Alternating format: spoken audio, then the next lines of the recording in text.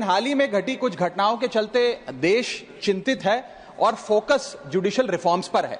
जैसे इस देश में इलेक्टोरल रिफॉर्म्स हुए, पुलिस रिफॉर्म्स हुए, एजुकेशन हेल्थ केयर में रिफॉर्म्स हुए, वैसे ही जुडिशियल रिफॉर्म्स होने की आवश्यकता है, लेकिन ऐसे रिफॉर्म्स जो जुडिशियल इंडिपेंडेंस को मजबूत करें और जुडिशियल करप्शन को समाप्त करें।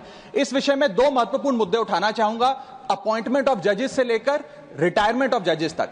सर, जहां तक अपॉइंटमेंट ऑफ जजेस की बात है, समय समय पर कोलिजियम सिस्टम की शॉर्टकमिंग्स यानी कि खामियां लॉ कमीशन की रिपोर्ट्स, लीगल ल्यूमिनरीज के बयानों के माध्यम से सामने आई और शायद इसी के चलते एनजेएसी जैसे कानून को लाने की जरूरत भी पड़ी। लेकिन अब समय आ गया है कि कोलिजियम स्वयं ही अपने आप को रिफॉर्म करे, अपने आप को रीइन्वेंट करे, ताकि दो चीजें जिसको लेकर लैक ऑफ ट्रांसपेरेंसी और लैक ऑफ पब्लिक स्क्रूटनी, जिन दो विषयों पर कोलिजियम सिस्टम की को क्रिटिसाइज किया जाता है, उसे दूर किया जाए और एक इंडिपेंडेंट ट्रांसपेरेंट प्रोसेस बने जिसमें सीनियरिटी पर, मेरिट पर और इंटेग्रिटी के आधार पर नियुक्ति हो। इस संदर्भ में एक सुझाव लाया हूं सर।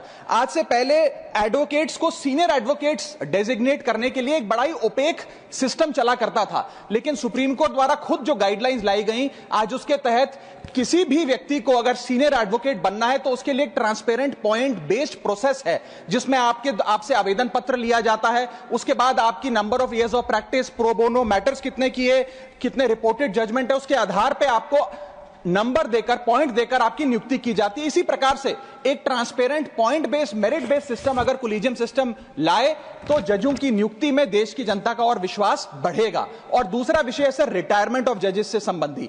इस देश में एक चलन चलता आया है कि रिटायरमेंट के बाद सरकारें जजेस को एग्जीक्यूटिव या एडमिनिस्ट्रेटिव रोल में नियुक्तियां देती हैं, जिसके चलते conflict of interest, executive interference in judiciary और influence over pre retirement judgements के कई सवालिया निशान खड़े हो जाते हैं। मैं चाहूंगा कि पोस्ट रिटायरमेंट जॉब से संबंधी कुछ रिस्ट्रिक्शंस लाई जाएं। जैसे इस देश में article 148 of the Indian constitution साफ तौर पे कहता है कि सीएजी यानी कि controller auditor general of India की रिटायरमेंट के उपरांत, कार्यकाल की समाप्ति के बाद, उन्हें किसी भी सरकारी पद पे कोई राज्य या केंद्र सरकार नियुक्त नहीं कर सकती।